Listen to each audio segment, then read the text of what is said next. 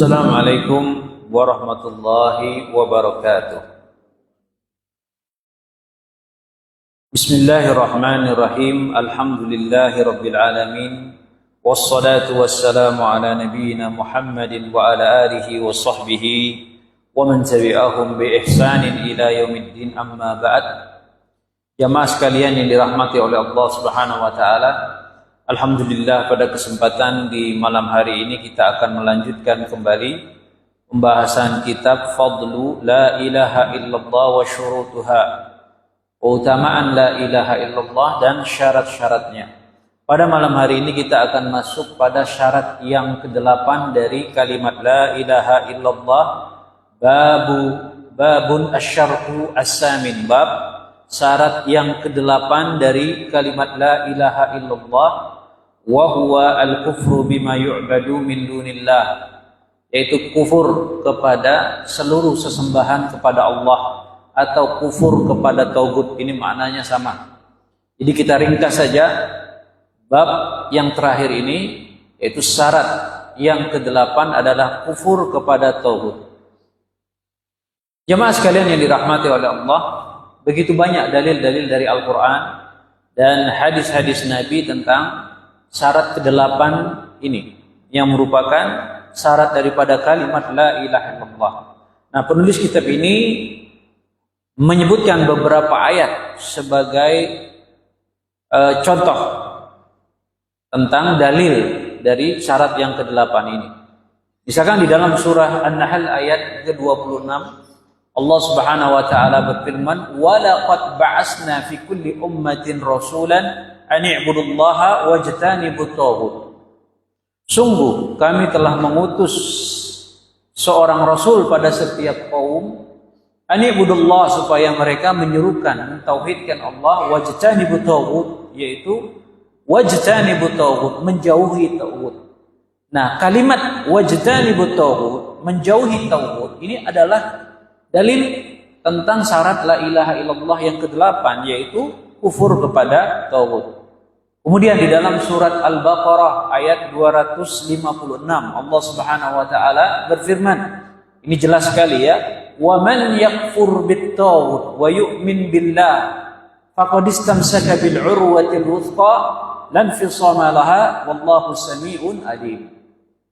Faman yakfur bit-taghut, kata Allah, siapa saja yang kufur kepada tauhid. Ingat, siapa yang kufur kepada tauhid. Nah, ini dalil yang menunjukkan tentang syarat yang ke-8, yaitu kufur kepada tauhid. Wa yu'min billah, kemudian dia beriman kepada Allah, faqad istamsaka bil 'urwatil wuthqa, maka sungguh dia telah berpegang kepada tali Allah Subhanahu wa taala yang kuat dan tidak akan pernah putus.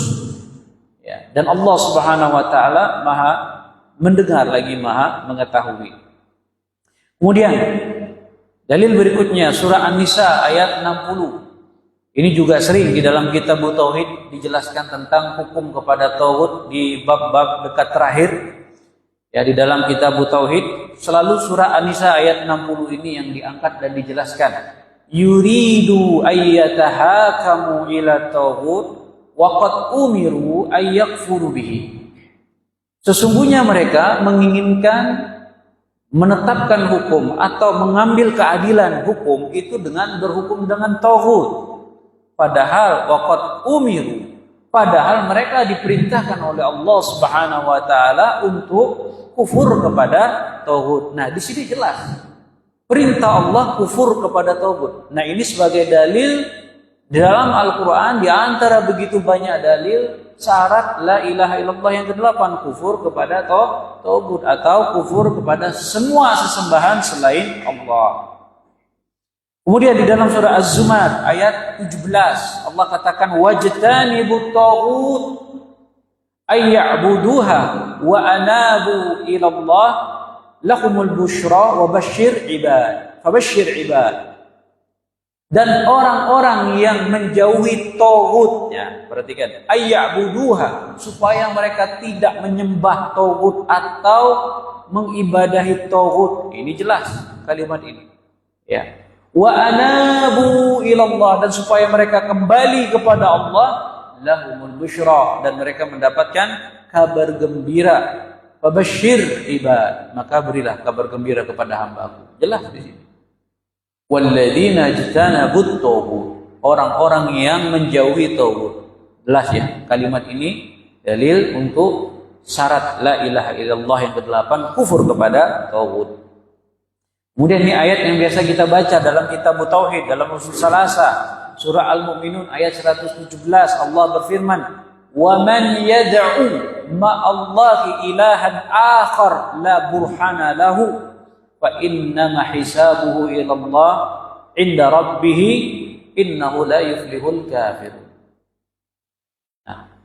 Wa man yad'u ma'allahi ilahan akhar, barang siapa yang dia menyeru atau berdoa kepada selain Allah, di samping dia juga berdoa kepada Allah, la burhana lahu, yang di situ tidak ada keterangan dan kejelasan dari Allah bentuk tata cara doa seperti itu, seruan seperti itu, ya, fa innama hisabuhu inda rabbih, maka hisabnya kembali kepada Allah, innahu la yuflihul kafirun. Dan di akhir ayat ini Allah katakan tidak beruntung orang yang kafir.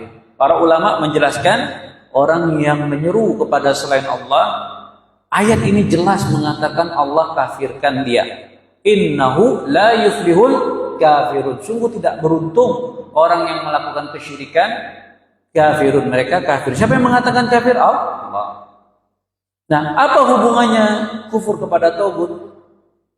Nah, ayat ini menjelaskan orang yang beribadah kepada selain Allah itu tidak kufur kepada taghut. Yaitu pemahaman sebaliknya. Orang yang tidak beribadah, orang yang beribadah kepada selain Allah, ya, maka dia tidak kufur kepada taghut, tidak sah la ilaha illallahnya. Bahkan di akhir ayat ini Allah katakan wa innahu la yuflihul kafirun. Bahkan Allah tegas mengatakan orang yang melakukan syirik kepada Allah, la yuflihul kafirun, tidak beruntung orang kafir. Siapa yang mengatakan kafir melakukan syirik di sini? Allah sendiri. Allah sendiri dalam ayat ini.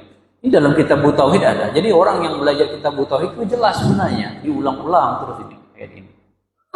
Nah, ini ayat-ayat ya tentang beberapa hal yang berkaitan tentang dalil syarat la ilaha illallah yang ke-8. Kemudian yang kita lihat hadis-hadis Nabi ya, beberapa contoh. An Abdullah ibn Umar radhiyallahu anhu anna Nabi sallallahu alaihi wasallam qala, dari Ibnu Umar, dari Abdullah bin Umar radhiyallahu anhu bahwasanya Nabi sallallahu alaihi wasallam bersabda, buniyal islamu ala khamsin ala ayyubadallahu wa yukfara ma duna dhalik ma dunahu wa iqamis shalah wa ita'iz zakah wa hajjil bait wa shaum ramadan. Islam dibangun di atas 5 perkara kata Rasulullah. Yang pertama, ala ayyubadallahu, hendaklah Allah itu satu-satunya zat yang diibadahi kata Allah, kata Rasul. Wa yukfara ma dunahu, dan kufur kepada semua sesembahan selain Allah. Nah, di sini jelas Rasulullah mengatakan wa yukfara bima dunahu, dan dia harus kufur kepada sesembahan selain Allah, kufur kepada taghut. Jelas dalam hadis ini. Nah, jadi pertanyaan, apa itu taghut? Karena di sini adalah kufur kepada taghut. Jangan sampai kita teriak-teriak kufur kepada taghut. Definisi taghut ya tahu. Wa taghutu huwa kullu ma yu'badu min dunillahi ta'ala. Taghut itu, Pak, artinya segala sesuatu yang diibadahi selain Allah, itu taghut namanya. Wa qala al-allamah Ibnu Qayyim al-Jauziyah rahimahullah, berkata Ibnu Qayyim al-Jauziyah rahimahullah taala, at-taghutu kullu ma tajawaza bihi al-'abdu haddahu min ma'budin au matbu'in au muta'in. Jadi yang namanya taghut kata Ibnu Qayyim, segala sesuatu yang melampaui batas, yang dengannya seorang hamba melampaui batasnya. Jadi segala sesuatu yang dengan sesuatu itu si hamba melampaui batas. Apakah yang diibadahi, yaitu disembah, apakah yang diikuti, apakah yang ditaati. Ya. Jadi intinya taghut itu sesuatu yang diucapkan atau diperbuat atau dilakukan seorang hamba itu sudah sampai lewat dari batas syariat ke tauhid. Contoh misalkan sesuatu yang disembah. Nah, secara asal manusia itu menyembah sebagai hamba makhluk, dia tidak diperuntukkan untuk disembah. Sehingga manusia itu pada dasarnya dalam syariat dia menyembah Allah semata, tidak mensekutukannya. Ketika seorang hamba itu memposisikan misalkan Nabi Muhammad SAW sebagai nabi yang diibadahi, memiliki zat ilah lalu diibadahi, berarti dia melakukan apa? Ya, dia melakukan sesuatu yang melampaui batas. Makhluk atau hamba dijadikan Rabb, dijadikan ibadah. Berarti dia tidak kufur kepada tauhid, masih beribadah kepada tauhid. Berarti dia menjadikan seorang hamba ilah selain Allah, di luar daripada batas yang semestinya. Kemudian yang diikuti sama, yang diikuti misalkan Nabi Muhammad SAW, kita ikuti petunjuknya, sunnahnya, rasulnya. Rasulnya kita yakini, segala sesuatu yang apa dia bawa, ya kita imani, kita praktekkan. Tetapi tidak boleh kita mengikuti beliau melampaui batas dari sisi seolah-olah Nabi Muhammad SAW memiliki zat seperti ya Allah. Sebagaimana bersalawat yang berlebihan, mengilahkan sifat-sifat Rasul SAW ini berarti sesuatu yang ya melampaui batas tauhid. Demikian juga yang ditaati juga tidak boleh sampai melampaui batas. La ta'ata fi makhluk fi maksiatillah, tidak boleh taat kepada makhluk dalam kemaksiatan. Kalau sudah sampai taat kepada makhluk melampaui kemaksiatan dan meyakini berhak untuk ditaati dalam keadaan secara mutlak, maka ini namanya sudah mentaati secara melampaui batas. Disebut juga tauhid. Sekarang itu tauhid. Sekarang bagaimana sifat kufur kepada tauhid? Betul kan? Kita harus tahu apa itu cara sifat, cara kufur kepada tauhid. Karena yang namanya rukun atau syarat la ilaha illallah yang ke-8 itu kufur kepada tauhid. Tadi tauhid sudah dijelaskan. Sekarang cara mengkufuri tauhid itu bagaimana? Nah, sekarang kita lihat perkataan Syekhul Islam Muhammad bin Abdul Wahab rahimahullahu taala di dalam kitabnya Risalah Makna Tauhid. Apa kata beliau? Wa qala Syekhul Islam Muhammad bin Abdul Wahab rahimahullahu taala, fa amma sifatul kufri bitauhid, adapun cara atau tata cara, sifat, karakter bagaimana mengkufuri tauhid, fahuwa, yang pertama an ta'taqida butlana ibadati ghairillah. Yang pertama, cara mengkufuri tauhid kata Syekhul Islam Muhammad bin Abdul Wahab, engkau harus yakin bahwa peribadatan kepada selain Allah itu batil. Satu. Yang kedua, wa tatrukaha wa tubghidha. Kemudian yang kedua, cara kufur kepada tauhid, kamu harus meninggalkan sesembahan selain Allah dan kamu harus benar-benar benci yang mendalam terhadap sesembahan selain Allah. Kedua, yang ketiga, wa tukaffiru ahlaha, kamu harus mengkafirkan orang yang beribadah kepada selain Allah. Yang keempat, wa tu'adiyahum, kamu harus memusuhi dan memeranginya. Nah, itu cara kufur kepada tauhid. Satu apa? Yaitu kita benci terhadap ya sesembahan selain Allah. Yang kedua, kita juga harus ya meyakini batilnya sesembahan pada selain Allah. Yang ketiga, kita harus mengkafirkan orang yang menyembah kepada selain Allah.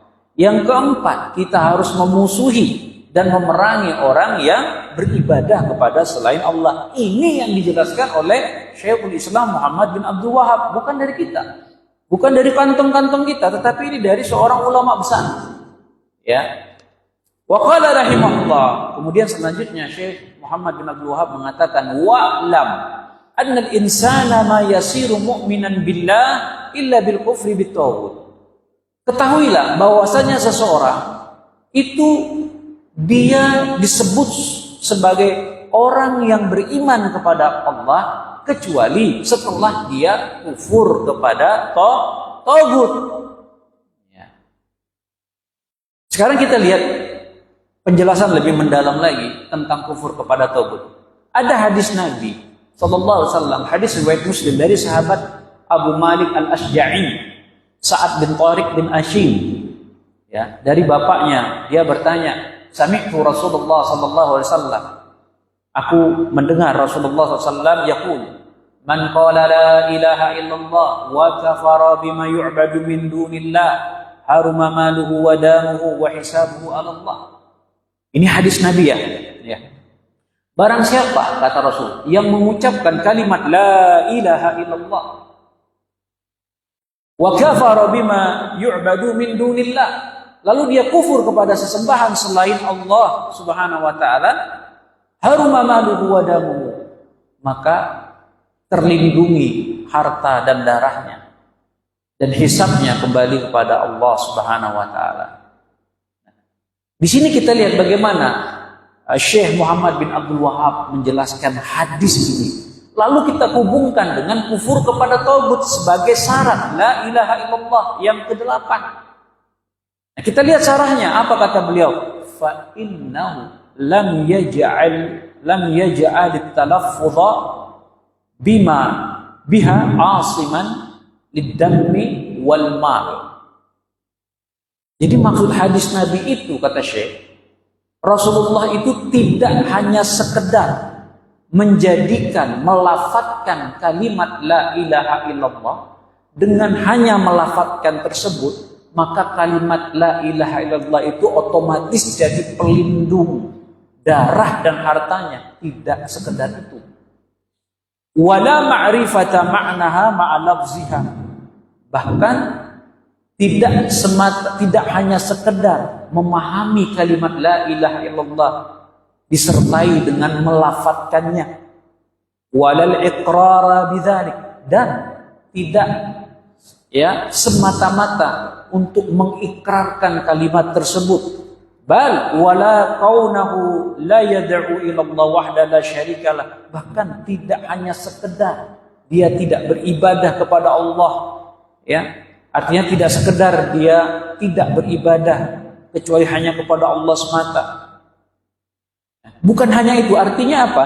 Bal yahrumu maluhu wa damuhu hatta yadhifa ila dzalikal kufru bima yu'badu min dunillah. Sampai dia menambahkan semua tadi. Melafatkan la ilaha illallah, memahami makna la ilaha illallah, kemudian mengamalkan tuntutan konsekuensi kalimat la ilaha illallah, mengikrarkan, meyakini kalimat la ilaha illallah. Nah, sampai dia tambahkan kufur kepada tauhid, ya, maka sempurnalah, benarlah makna la ilaha illallah yang dia ucapkan. Karena salah satu dari makna kalimat la ilaha illallah al-kufru bima yu'badu min dunillah, kufur kepada tauhid. Salah satu makna yang menjadi tuntutan la ilaha illallah yang antum ucapkan itu la ilaha illallah, la ilaha illallah, salah satu maknanya adalah di ujungnya adalah kufur kepada tauhid. Tidak bisa dilepaskan dari makna yang lain. Bukan hanya sekedar kita meninggalkan peribadatan kepada selain Allah, bukan hanya kita meninggalkan kesyirikan saja, mentauhidkan Allah semata saja dengan lisan dan keyakinan, tetapi salah satu tuntutan makna la ilaha illallah adalah kufur bitauhid, kufur kepada tauhid. Kemudian di sini disebutkan oleh Syekh Muhammad bin Abdul Wahab, fa in syakka aw tawaqqafa lam yahrumu maluhu wa damuhu. Barang siapa yang tawakuf, abstain, barang siapa yang abstain tidak mengkafirkan pelaku kesyirikan, maka wala yahrumu maluhu wa damuhu, maka belum terlindung harta dan darahnya, belum terlindung karena masih ragu. Kalau dia ragu untuk mengkafirkan pelaku syirik, ya, atau orang yang beribadah kepada tauhid, atau dia abstain untuk tidak punya sikap untuk seperti itu, Maka Syekh di sini mengatakan lam yahrumu maluhu wa damu, belum terlindungi harta dan darahnya. Ini kata beliau ya. Nah sekarang kita lihat cucunya, bagaimana cucunya? Syekhul Islam Abdurrahman bin Hasan, pengarang kitab Fathul Majid.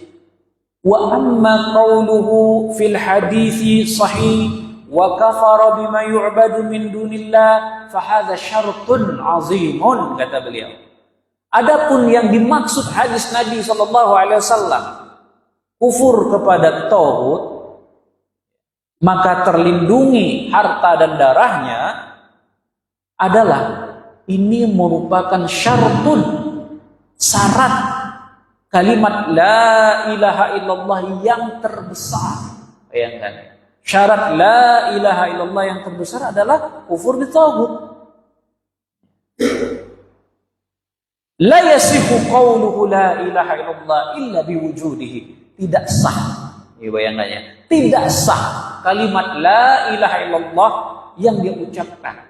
Walaupun dia paham, dia ngerti. Sampai ada keyakinan kufur kepada tauhid.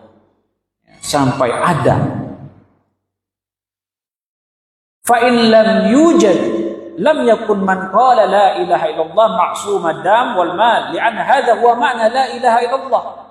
Kalau seumpamanya tidak ada pada diri seseorang dari kalimat la ilaha illallah yang dia ucapkan, ya, maka belum terlindungi harta dan darahnya. Kenapa? Li'anna hadha huwa ma'na la ilaha illallah. Karena ini adalah bagian dari makna la ilaha illallah. Jadi ingat, kufur kepada tauhid itu adalah bagian dari makna la ilaha illallah. Falam yanfa'hu fa idza ankara ibadata kullamas yu'badu min dunillah wa tabarra'a minhu wa 'ada man fa'ala dzalik usara musliman. Kenapa? Karena tidak akan bermanfaat seorang mengucapkan kalimat la ilaha illallah tanpa mendatangkan makna kandungan dari kalimat la ilaha illallah itu, yaitu apa tadi? Meninggalkan kesyirikan, memurnikan ibadah kepada Allah, berlepas diri dari kesyirikan dan pelakunya, kemudian memusuhi ahlu syirik, mengkafirkan pelaku syirik. Itu baru terpenuhi makna la ilaha illallah. Ya. Fa idza ankara ibadata kullama ya'budu min dunillah. Seandainya kalau seorang, kata Syekh di sini, dia mengingkari semua peribadatan kepada selain Allah, wa tabarra'a minhu, dan dia berlepas diri dari semua peribadatan kepada selain Allah, wa 'ada man fa'ala dzalik, dan dia memusuhi orang yang beribadah kepada selain Allah, bahkan sampai tingkat yang paling tinggi memeranginya, mengkafirkannya, sara musliman, baru dia jadi seorang muslim. Jadi seorang muslim itu tidak gampang sebenarnya, ya, baru dia menjadi seorang musliman, kata beliau. Maksumad dammi wal mal, baru konteks hadis Nabi ini terlindungi harta dan, ya, jiwanya. Wahada makna qaul, ini juga makna dari firman Allah Subhanahu wa taala dalam surah Al-Baqarah tadi ayat 256. Wa man yakfur bitaghut wa yu'min billah faqad istamsaka bil urwatil wuthqa. Siapa yang kufur kepada taghut, beriman kepada Allah, baru dia berpegang teguh dengan tali Allah yang kuat. Kemudian ringkasnya, kata penulis kitab ini di dalam Durarus Saniyah, bukan penulis kitab ini ya, Syekh Abdurrahman bin Hasan dalam Durarus Saniyah, fala ya'sumu damul abdi wa maluhu hatta ya'tiya bihadain al-amrain, kata beliau. Jadi yang dimaksud hadis Nabi tadi, bahwasanya tidak terlindungi harta dan darah seseorang sampai dia punya dua hal. Ingat, ini penting, punya dua hal. Al-awwalu, yang pertama, qaulu la ilaha illallah wal muradu ma'naha la mujarradu lafziha. Dia mengucapkan kalimat la ilaha illallah dan mengerti maknanya, bukan hanya melafadzkan saja. Apa itu makna la ilaha illallah di sini? Wa tauhidullah bi jami'i anwa'il ibadah. mentauhidkan Allah dalam seluruh peribadatan. Ini yang pertama. Al-amru tsani, makna yang kedua di dalam hadis Nabi ini adalah al-kufru bima yu'badu min dunillah, kufur kepada taghut. Wal muradu bidzalik, yang dimaksud dengan kufur kepada taghut adalah takfirul musyrikina ka'ubadil kubur, mengkafirkan orang-orang musyrik seperti para penyembah kubur, kata beliau. Ya, maaf ya, takfirul musyrikin bima yu'badu min dunillah, mengkafirkan orang-orang musyrik atau orang-orang yang melakukan peribadatan kepada selain Allah, wal bara'atu minhum, dan berlepas diri dari mereka. Faman lam yakfuril musyrikin, nah ini mimman abada salihin ka'ubadil kubur wa adala anit tauhidillah ila syirk. Nah, ini juga kalimat penting. Siapa saja yang dia tidak mengkafirkan pelaku kesyirikan seperti orang yang beribadah kepada orang-orang soleh, seperti para penyembah kubur, maka bengkok atau berpaling tauhidnya menuju pada kesyirikan. Wa baddala sunnata rasulihi bil bid'ah. Berarti sama saja dia mengganti sunnah Rasulullah SAW yang merupakan inti ajaran Islam, takfirul musyrikin, menjadi kebid'ahan untuk tidak melakukannya. Jadi bid'ah, sunnah jadi bid'ah, tauhid jadi syirik, sunnah jadi bid'ah. Fa innal ladzi lam yukaffirul musyrikin ghairu musaddiqil bil Qur'an, kata beliau. Siapa saja yang tidak mengkafirkan orang-orang musyrik, maka dia tidak membenarkan Al-Quran. Ya. Fa innal Qur'an, karena di dalam Al-Quran qad kafaral musyrikin wa amara bitakfirihim wa adawatihim wa qitalihim, karena dalam Al-Quran itu Allah perintahkan untuk mengkafirkan orang musyrik, perintah untuk mengkafirkan mereka. Ya, bukan hanya kewajiban kita mengkafirkan musyrikin, dan perintah dalam Al-Quran untuk supaya kita mengkafirkan orang musyrik, memusuhi, memerang mereka, membenci mereka, bahkan memerangi mereka. Ingat ya, ini bukan ucapan saya. Ini ucapan siapa? Syekh Muhammad bin Abdul Wahab dan Syekh Abdurrahman bin Hasan di dalam kitabnya Ad-Durar As-Saniyah. Qala Syekhul Islam Muhammad bin Abdul Wahab, berkata Syekhul Islam Muhammad bin Abdul Wahab, wat tawaghit, kembali kepada taghut. Taghut katsiratun, banyak. Wa ru'usuhum khamsah, induk taghut 5. Kata Syekh Muhammad bin Abdul Wahab, yang pertama iblis, la'anahullah, iblis, semoga Allah melaknatinya. Yang kedua, wa man ubida wa huwa radin, orang yang diibadahi dia ridho. Berarti sebaliknya, kalau seseorang diibadahi dia tidak ridho, bukan. Di sini adalah orang yang diibadahi dia ridho, itu taghut, induknya taghut. Kemudian yang ketiga, wa man da'an nasa ila ibadati nafsihi, orang yang mengajak orang lain supaya nyembah diri dia.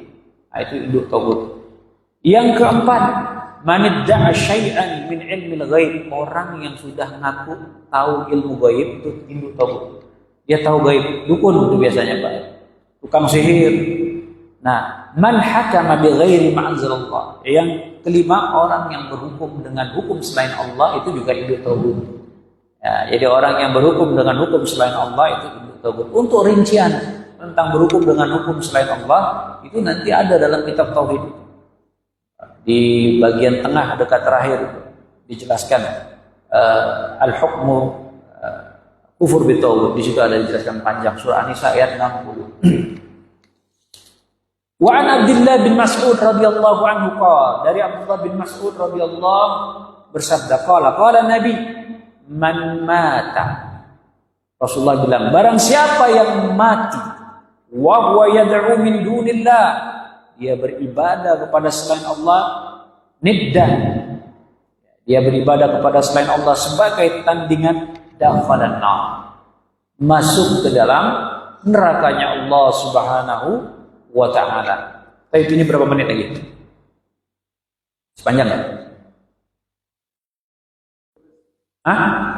30 menit lanjut. 15 menit lanjut ya. Faslun. Sekarang yang kedua, al-bara'atu minal kufri wa ahlihi. Berlepas diri dari kekafiran dan pelakunya. Nah, ini juga termasuk ya. Allah Subhanahu wa taala berfirman dalam surat Mumtahanah ayat 4. Ini jelas. Qad kanat lakum uswatun hasanah fi Ibrahim walladzina ma'ah. Wa idh qalu liqaumihim inna bura'a'u minkum wa mimma ta'buduna min dunillah kafarna bikum wa bada bainana wa bainakumul adawata wal baghdha abadan hatta tu'minuna billahi wahdah. Apa kata Allah? Sungguh ada suri tauladan bagi engkau pada Ibrahim dan orang-orang yang mengikuti Ibrahim, ketika mereka, yaitu Ibrahim dan para pengikutnya, berkata kepada orang musyrikin, inna bura'a'u minkum wa mimma ta'buduna min dunillah. Kata Ibrahim, kami berlepas diri terhadap engkau dan terhadap sesembahan yang engkau ibadahi selain Allah. Kafarna bikum, kami kafirkan kamu. Kafarna bikum itu kalau bahasa Arab, itu artinya kami kafirkan kamu, itu artinya. Atau kalau lebih halus, kami ingkari kamu. Sebenarnya menurut tafsir para ulama, kafarna bikum itu perkataan Nabi Ibrahim, mau secara bahasa, mau secara tafsiran para ulama lughah dan tafsiran daripada ayat ini, kafarna bikum, kami mengkafirkan kamu karena beribadah kepada selain Allah. Wa bada bainana wa bainakumul adawah, tampak terang dan jelas pembatas antara kami dan kalian, kata Nabi Ibrahim. Ya, abadan, selama-lamanya. Ya, di sini sikap berlepas diri Nabi Ibrahim dan para pengikutnya kepada orang yang beribadah kepada selain Allah tegas, berani dia. Wahai musyrik, kami muslim, kalian musyrik. Nah, udah begitu Nabi Ibrahim. Tidak malu-malu, dia tegas. Itu namanya sikap al-kufur bitauhid, itu begitu. Terang-terangan. Makanya dia dibakar. Dan kita belum bisa sampai ke sana. Sebenarnya yang dituntut dari tauhid salah satunya itu menampakkan ya penentangan terhadap kekufuran kepada selain Allah. Hatta tu'minuna billah, sampai mereka beriman kepada Allah semata. Nah, jelas ya, ini dalil sifat kita untuk berlepas diri dari ya kekufuran, kesyirikan dan pelakunya. Banyak ayat-ayat yang semisal ini banyak. Kita lihat, qala Syekhul Islam Muhammad bin Abdul Wahhab. Berkata Syekhul Islam Muhammad bin Abdul Wahhab rahimahullah, innal insana la yastaqimu lahu dinun wala Islam. Bahwa seseorang belum lurus agamanya, belum lurus Islamnya, walau wahhadallah wa taraka syirk, meskipun dia sudah mentauhidkan Allah, meskipun dia telah meninggalkan kesyirikan, illa bi'adawatil musyrikin, sampai dia memusuhi orang-orang musyrik, wa tasrihu lahum bil adawah, menampakkan terang-terangan permusuhan dan kebencian kepada mereka. Nah, bayangkan gimana itu? Tasrih, menampakkan secara terang-terangan. Ya. Wal baghdha, dan menampakkan secara terang-terangan kebencian. Apa dalilnya? Al-Mujadalah ayat 22. La tajidu qauman yu'minuna billahi wal yawmil akhir yuwaduna man hadallaha wa rasulahu. Tidak akan kamu pernah dapatkan orang yang beriman kepada Allah, mereka berkasih sayang kepada orang-orang yang memusuhi Allah dan Rasulnya. Ada. Wa qala rahimahullah, berkata Syekh, nashhadullah ala ma ya'lamuhu min qulubina bi anna man amila bit tauhid wa tabarra'a min asy-syirki wa ahlihi awal muslim fi ayyi zamanin wa ayyi makan. Kami bersaksi kepada Allah, kata Syekh Muhammad bin Abdul Wahhab, dan dialah zat yang mengetahui hati kami, bahwasanya orang yang mengamalkan tauhid, berlepas diri dari syirik, dia adalah muslim dimanapun dia berada, waktu dan tempatnya. Wa qala rahimahullah, berkata Syekh Muhammad bin Abdul Wahab di dalam kitabnya Nawaqidul Islam, pembatal-pembatal keislaman, apa kata beliau? Man lam yukaffiril musyrikin aw syakka fi kufrihim aw sahhaha madhhabahum kafar. Barang siapa yang tidak mengkafirkan orang musyrik dan dia ragu terhadap kekafiran orang-orang musyrik, atau dia membenarkan pendapat orang musyrik, dialah yang kafir. Ini tidak main-main konsekuensi. Wa qala rahimahullah, nah berkata rahimahullah, ini berkaitan tentang sikap berlepas diri dengan orang musyrik, menampakkan secara terang-terangan. Apa kata Syekh di sini? Nabi Shallallahu Alaihi Wasallam dulu pertama kali dakwah, dia mengingatkan kepada orang musyrikin tentang harus meninggalkan syirik dan harus mentauhidkan Allah. Sedikit yang menerima dakwah Nabi, dan sebagian besar dari orang-orang musyrikin pada saat itu adalah mereka tidak mengikuti Nabi, juga mereka juga tidak memusuhi Nabi. Kapan itu akan terjadi? Ketika Rasulullah menampakkan, yang menjauhkan agama musyrikin dari orang-orang musyrikin dan mencela ilah-ilah orang musyrikin, maka pada saat itu makin keraslah permusuhan orang musyrikin, dan orang-orang yang mengikuti Rasulullah bahkan mereka menyiksa para sahabat, bahkan ya Rasulullah sendiri, dan mereka ingin menjauhkan agama kaum muslimin di zaman Rasulullah jauh dari agama tauhid. Nah, itu. Nah, apa kata Syekh di sini? Faman fahima hada arafa anna al-Islam la yastaqim illa bil adawa liman taraka wa ayyaba dinahu wa illa law kana li aula rukhsatun la fa'alu. Nah, dari sini kita bisa paham kata Syekh, Islam itu tidak akan lurus, tidak akan tegak kecuali dia harus memusuhi dan memerangi orang-orang musyrik, orang-orang kafir. Ya, dia harus memerangi orang yang meninggalkan tauhid. Dia harus benci orang yang meninggalkan tauhid. Dia harus mencela ya agama-agama musyrik. Karena kalau seandainya para sahabat mendapatkan rukhsah, keringanan pada saat itu untuk tidak mencela, menampakkan sikap mencela agama orang musyrikin, tentu para sahabat sudah mengambil rukhsah. Tetapi Rasulullah tidak memberi rukhsah. Tetap dia harus menampakkan permusuhan kepada orang musyrikin. Itu zaman para Rasulullah SAW, zaman para sahabat. Kalau sahabat dapat rukhsah, ini kata Syekh, tentu dia akan mengambilnya. Tetapi Allah tidak memberikan rukhsah. Tetap dia harus menampakkan. Ini ya ikhwah rahimani wa rahimakumullah ta'ala. Kemudian qala wa samma ta'ala ahla syirki bil kufri fima la yahsa min al ayat. Ini penting ya. Kata Syekh Abdurrahman bin Hasan, Allah Subhanahu wa taala sudah memberi nama orang-orang yang melakukan syirik itu adalah sebagai orang kafir di dalam ayat Al-Quran yang tidak terhitung banyaknya. Fala budda min takfirihim aidan. Demikian juga Allah Subhanahu wa taala di dalam Al-Quran banyak memberitakan harus mengkafirkan orang-orang musyrik. Karena apa? Hadza huwa makna muqtada la ilaha illallah. Karena ini adalah makna dari la ilaha illallah. Makna dari kalimat ikhlas, fala yatimmu makna, dan tidak sempurna makna la ilaha illallah illa bitakfirin man ja'ala lillahi syarikan fi ibadatiha, kecuali sampai dia mengkafirkan orang yang beribadah kepada selain Allah. Sebagaimana dalam hadis, man qala la ilaha illallah wa kafara bima yu'badu min dunillah haruma maluhu wa damuhu wa hisabuhu 'ala Allah.